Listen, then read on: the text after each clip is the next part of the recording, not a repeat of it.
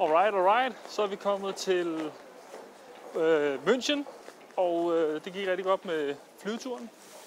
Så det er super nice. Jeg skal lige huske næste gang at have noget old school lasermateriale med, fordi ellers så har man ikke mulighed for at tænde på alle sine devices under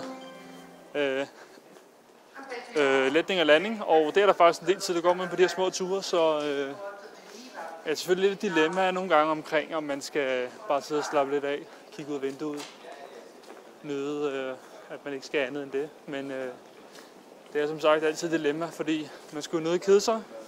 Og jeg var også glad for at tage min old school iPad 1 op og læse en bog om fotografi.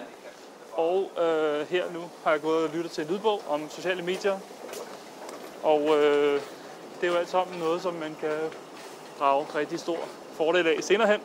Så det er dejligt. Men nu skal vi videre til Bologna om lidt. Og jeg prøver at finde min gate, som er G72.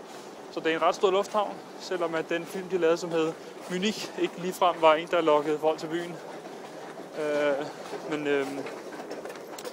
Ja, det er meget godt. Så hæng på derude, og vi ses i Bologna om lidt. Hej.